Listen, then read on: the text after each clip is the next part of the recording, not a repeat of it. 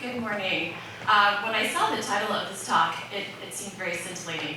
I'm not sure my talk is going to live quite up to the title, but let me tell you what I am going to talk about. I'm going to talk about what is religious freedom and how is it protected in international human rights law.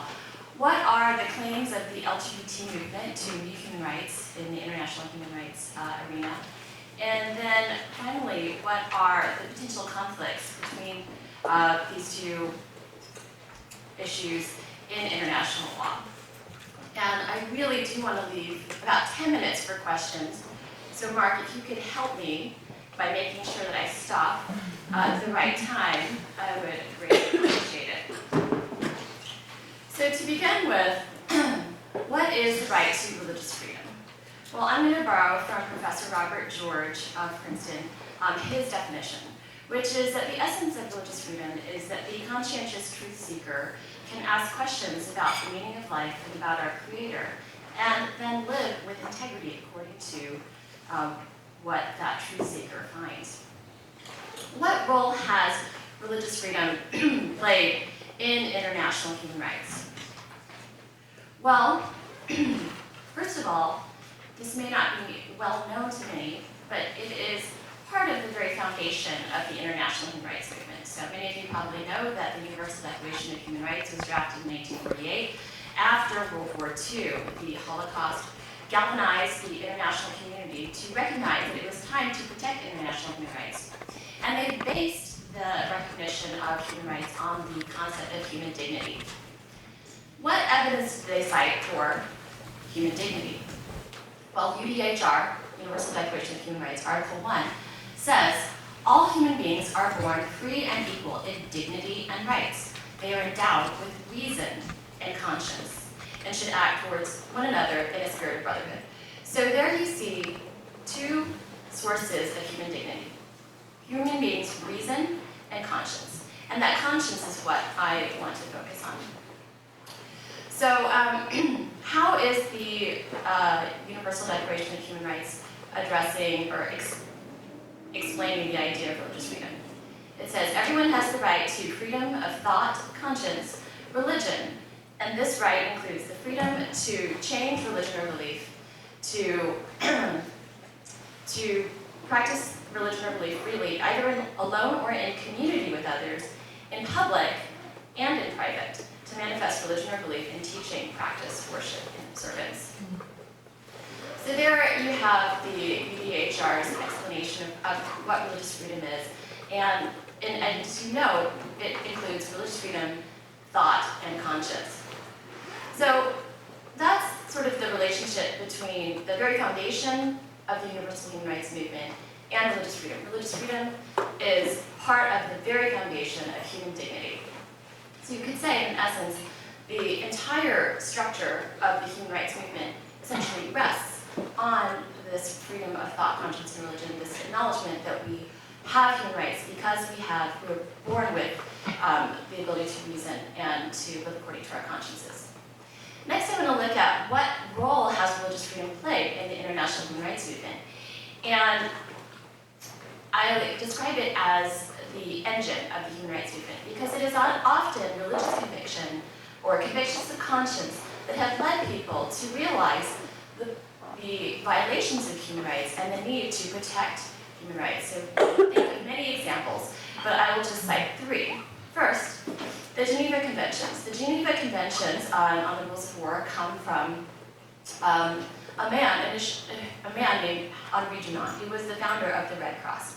He was a Christian, and he was so grieved by the treatment of soldiers, or lack of treatment of soldiers on the battlefield, that inspired him to essentially start what became the Red Cross, which led to the Geneva Conventions. William Wilberforce, I'm sure many of you know his story, that he was motivated by his Christian faith, his convictions about the nature of man and the human dignity of every person to fight slavery. And then finally, here at home, Martin Luther King Jr., who I'm sure has been addressed by some of the other speakers. It was his Christian convictions that motivated his leadership of the civil rights movement. So you see across cultures and throughout history that it is religious beliefs and convictions of conscience that have led to the developments in the international human rights movement.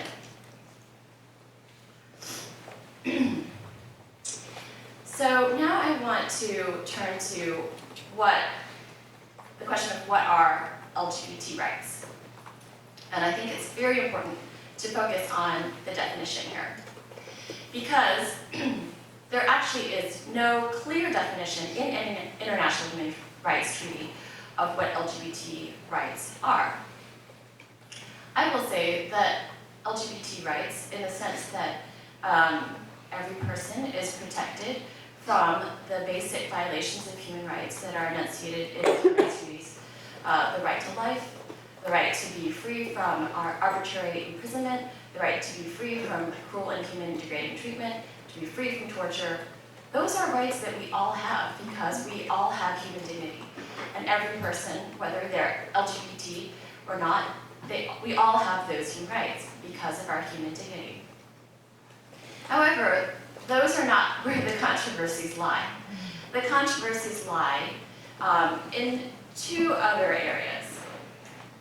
One is the issue of non-discrimination. So the UDHR and the other treaties, the International Covenant on Civil and Political Rights, protect people from being discriminated against. Now, you won't find sexual orientation and gender identity in the text of those articles, but what you will find is sex, the term sex, which at the time of the drafting of the UDHR, I think everyone understood sex to mean male and female, the biological sense of sex.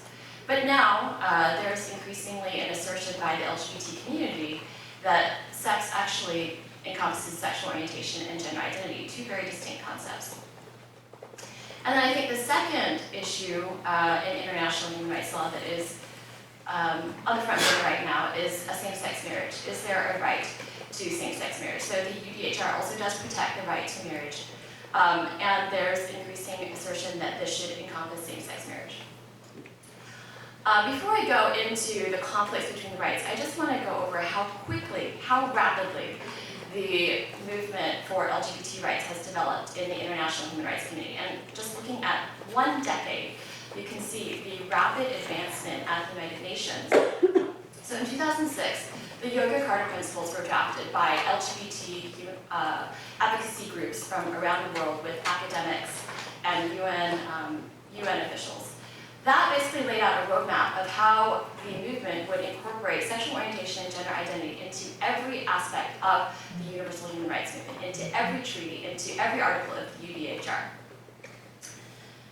In 2008, the French government offered the first resolution about LGBT rights at the United Nations, which started to gain traction very quickly. The Bush administration did not sign on to that, but 3 years later in the Obama administration, the administration signed on to that statement, and Secretary Clinton made a landmark speech at the UN Human Rights Council in Geneva. She said there that human rights are gay rights are human rights. So the first part of that statement, human rights are gay rights, again, human rights belong to everyone. So in that sense, I do agree that human rights belong to LGBT people.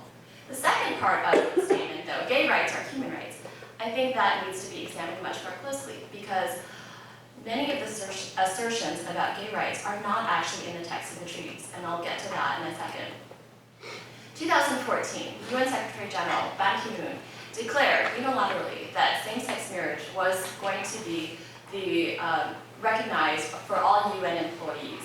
And he said that any opposition to same-sex marriage was rooted in homophobia. Now, there was no vote taken by the UN General Assembly. There was no input by the member states of the United Nations. This purely came from the Secretary General.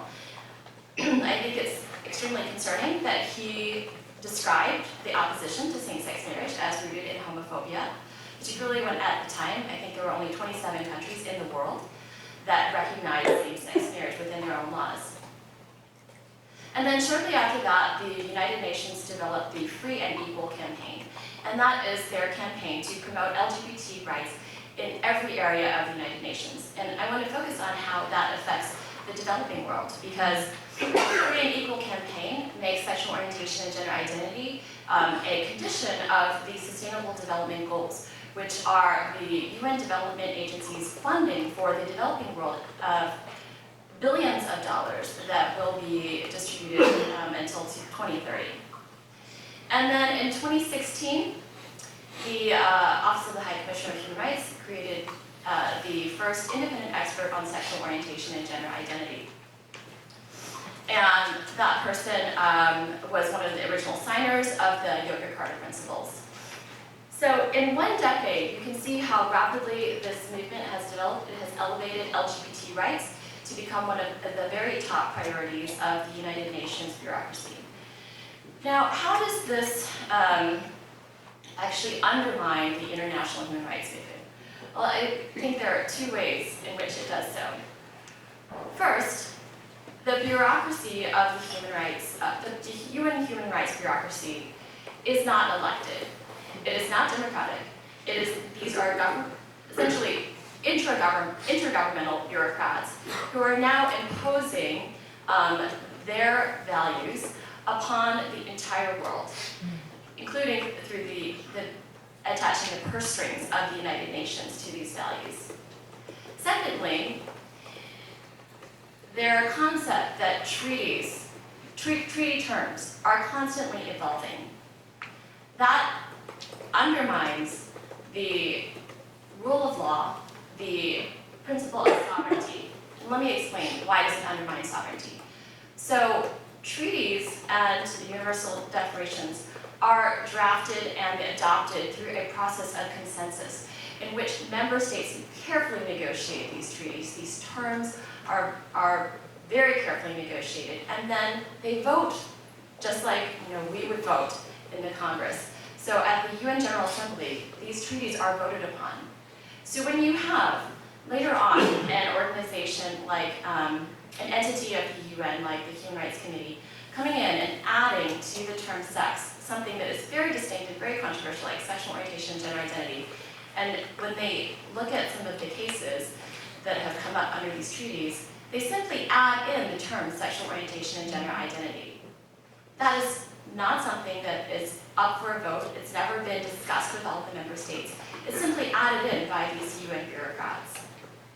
Even though their decisions are non-binding, these are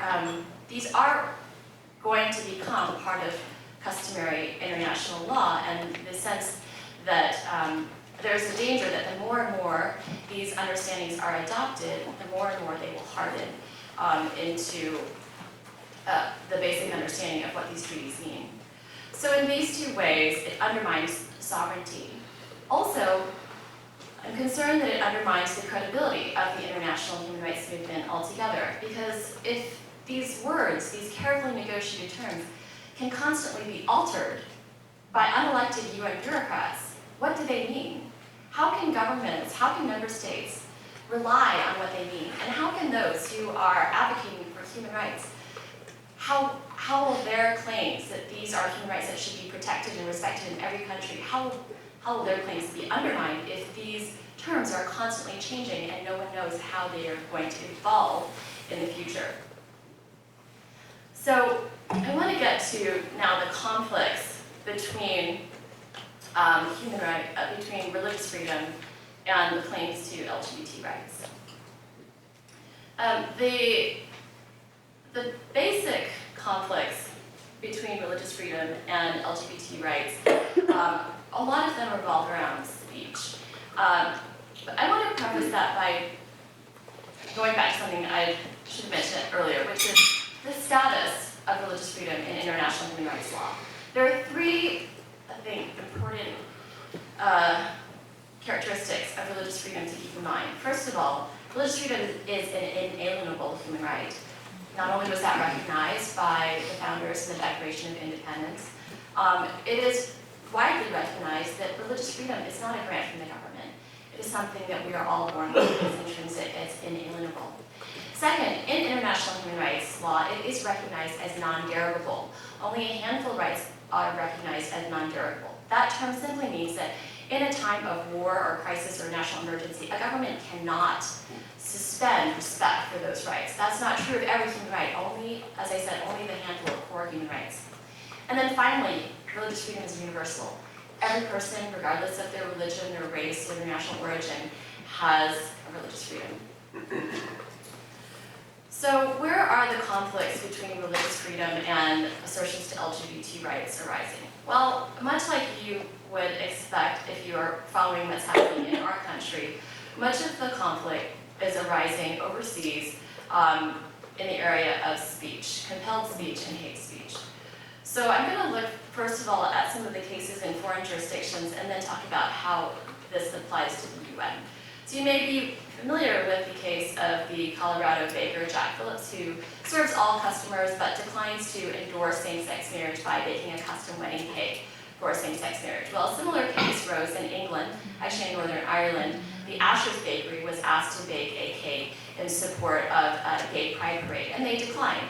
And the highest court in England ruled actually in their favor, saying that it was compelled speech. That is a bright spot. Unfortunately, in many cases, the United Kingdom has taken the position that religious freedom is trumped by LGBT rights. And there are two cases at the European Court of Human Rights that I think are particularly notable. They were both the British government versus British citizens. So these two British citizens were Christians. One was a civil servant who did marriage, she was a registrar in an office where she would sign marriage certificates. She asked to be excused to have another employee sign a certificate for same-sex marriage. She was punished by the UK government. The other case was a private employee of a counseling organization who was asked to provide counseling for a same-sex couple. And again, he made an arrangement with another employee to provide counseling, and again, he was fired from his job. When the European Court looked at these two examples, they found in both cases that the right of religious freedom was trumped by the claims to LGBT rights. So I think that the issue here is really not whether every person has a right to counseling or a right to get a marriage certificate, because clearly these issues, their request to get the certificate and the counseling would be met by other people. I think the issue here really is the correct definition of discrimination. And unfortunately, what the court has done is it has made disagreement on the nature of marriage into discrimination. But disagreement is not discrimination. And the courts should not try to turn disagreement on issues like marriage and also biological sex, which I'll get to, into discrimination, and use laws to punish those who don't conform to the new sexual ideology, because doing so would actually create a state-sanctioned orthodoxy. Hate speech, I'll just briefly mention that there have been prosecutions in several European jurisdictions, and also I believe in Latin America, against pastors and Muslim imams for their statements about marriage being between a man and a woman only. Belgium, Spain, Switzerland, and the UK have all punished pastors and imams for these statements. Also, to mention, our own government under the Obama administration, the USAID, also endorsed the idea of hate speech against those who don't support same-sex marriage. Now, the UN Secretary General has also endorsed the concept of global hate speech. He's done this in response to the attacks on houses of worship, so he's saying that it is necessary to defend religious freedom. But what is hate speech? I mean, hate speech is really, as we look around the world, it's really empowering the government to punish those who simply disagree with the government. That's why we don't recognize the concept of hate speech in our laws here. Instead, we recognize that we have the right to disagree with the government. We have the right to disagree with one another. And that's why we protect free speech in this country. That's why the United States Senate took a reservation to the hate speech provision in the International Covenant on Civil and Political Rights when the U.S. ratified that treaty. So some of the consequences of the growing conflicts between religious freedom and assertions of LGBT rights. In England, all Catholic adoption agencies have been shut down. So this goes back because of their belief that every child deserves a mother and a father, and their desire to place children in those families. So this really goes to one aspect of the practice of religious freedom that I mentioned, which is the ability of religious people to live out their convictions in public. in the public square, not only in private, not only within a house of worship. Some of the other implications of the conflicts between religious freedom and LGBT assertions of human rights.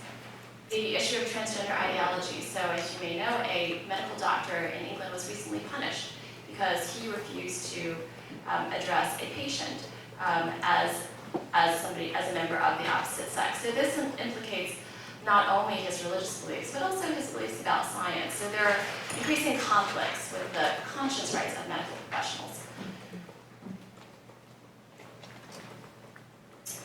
I think I'm getting close to the 20-minute mark.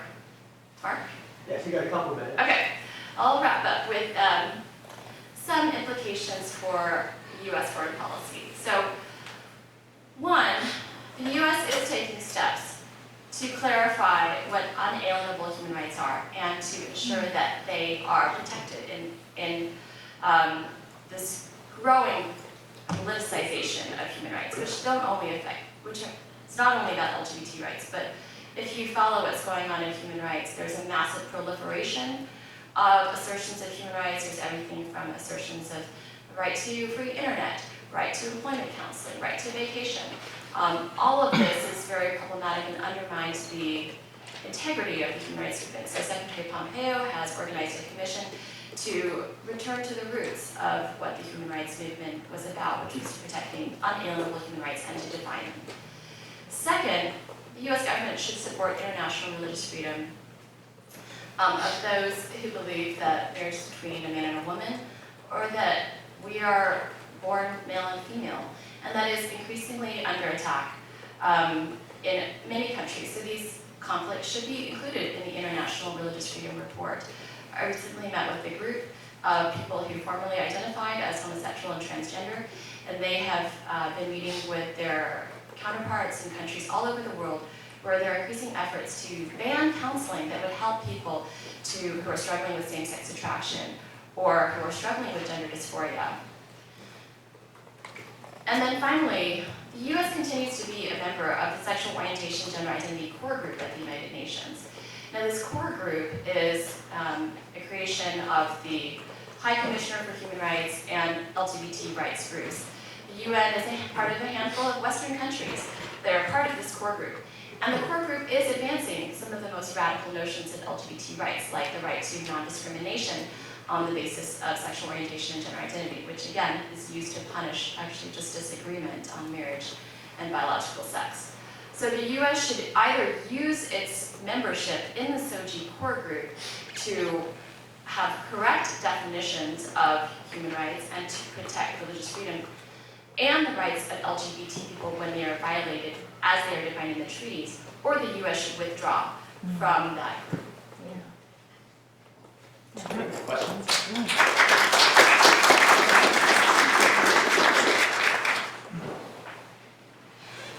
Questions or comments? If there are no questions, I can continue talking. Yes. So, Brielle Hogan with Liberty University, and this question actually might get me in trouble. But in my high school, I had a lot of friends and a lot of family members who are part of the LGBT community, and I think a question sometimes I think maybe all Christians struggle with is where are the lines between protecting our religious freedoms and then protecting that human dignity of, you know, not wanting to overpressure them to say, like, I think they could have same-sex marriage and adopt. I think that's something that they should have the ability to, as we have the ability to. I don't think us disagreeing with that life choice should prevent them from having those abilities. But where is the line with that, with promoting our religious freedoms to deny that marriage certificate or pass it off to someone else, and then their ability to continue with that right of marriage, I guess. And kind of how do we define where that line is so we're not pressuring one side versus the other, and we kind of find that happy balance, if that makes sense. Mm-hmm. Well, I think I need to address both the domestic context and the international context and how they interact.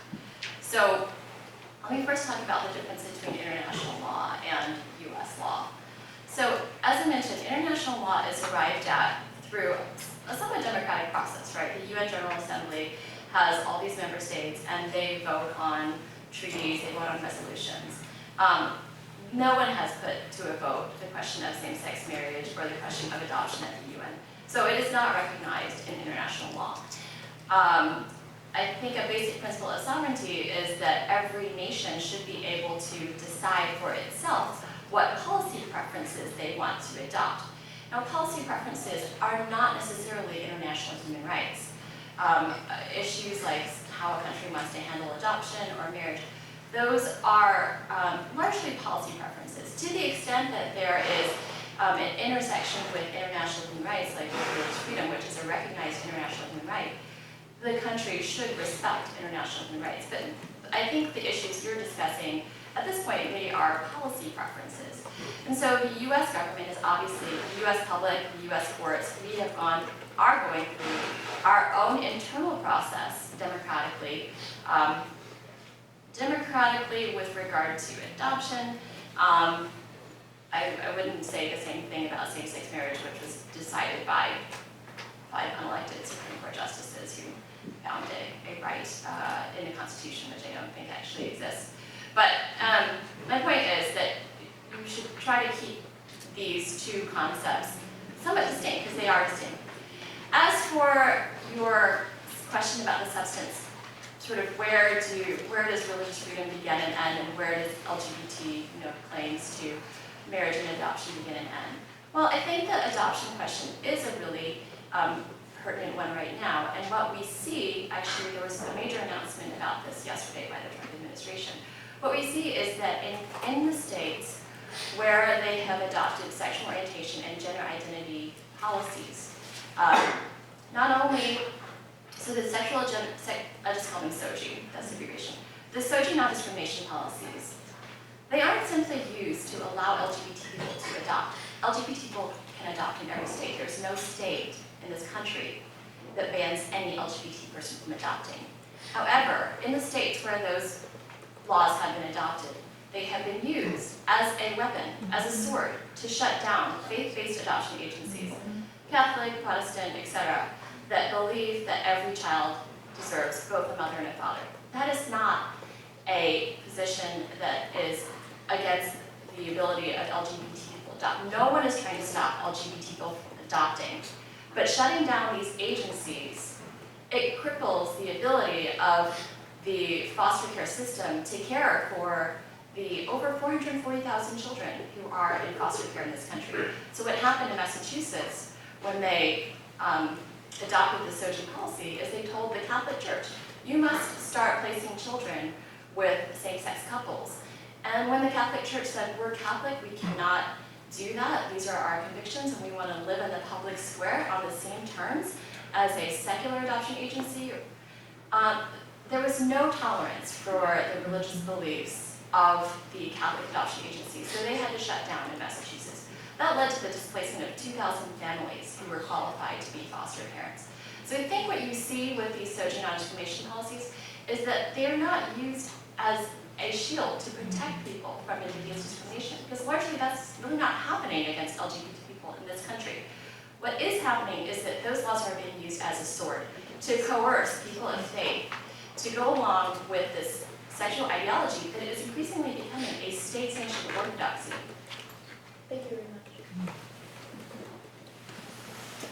James Nyberg from Liberty University. So my question is, you mentioned the Masterpiece versus Colorado Civil Rights Commission case with Jack Phillips. And so why do you think it's important? Because Justice Kennedy, in his opinion, mentioned that the government's committed to religious toleration. So why is it important to focus on this religious freedom as opposed to just simply toleration? That question goes back to America's roots. Why was America founded? America was founded by people who were fleeing religious persecution. And in the United Kingdom, there was something called the Toleration Act, I believe, which was basically a law that did impose a state-sanctioned orthodoxy on people, and it allowed only toleration for those who were outside of the Church of England. And so they basically were treated like second-class citizens, but they were tolerated, but they weren't allowed to really hold office and be active, manifesting their religious beliefs in the public square in the same way that those who were members of the Church of England were. Of course, England was was and still is, has an official church and a state-sanctioned orthodoxy, and their theocracy is still, I mean, in some sense, maybe a more benign theocracy than many that we probably talk about here at Providence. But that's why the founders didn't write the First Amendment to be an amendment of mere toleration of people of faith, of any faith. They knew that they had to have something more robust than mere toleration, because, I mean, who really wants to be tolerated? I don't want to just be tolerated in this society. I'd like to be free in this society, and that's, I think, what most people want. And that's actually the path to authentic and peaceful pluralism. It's when everybody, whether you're Christian, Muslim, Jewish, etc., you have this robust freedom to live out your beliefs in the public square, and you're not just merely tolerated. I want to go back to something you said at the beginning of your question, which is that you have many friends who are identifying as LGBT, and I think that most of us do. And so I want to just say that as Christians, two things. Well, one thing in two contexts. The one thing is, do not be afraid. And by that I mean, do not be afraid to live out your Christian convictions about the good news of Christ. And that includes God's design that we are male and female are created for each other. So do not be afraid to live out those convictions. But I also recognize that there's increasing hostility, not only cultural and social hostility, but even economic hostility. So my second piece of advice is do not be afraid to engage those who disagree with you. First of all, we're called as Christians to love our neighbors, and so that includes those who are LGBT. And I have friends who are LGBT, and most of us, I mean, I would imagine every person in this room does have a friend or a family member, somebody you love and care about deeply, who's LGBT. And that's why we need to engage in these discussions, because where there are, hurts, there are, slights, there are offenses, many of those things can be discussed and resolved in civil society. Whether it's an offense to a person who's religious or a person who's LGBT, and then those two categories are not completely separate, right? There are people who cross over those categories. So many of the things that are problems in our society can actually be resolved without getting the government involved, and they should be resolved and discussed in civil society. And that's why it's another reason why relationships are so important. And I think more of that engagement in society probably would lead to less of the political and legal conflicts that we see. Thank you.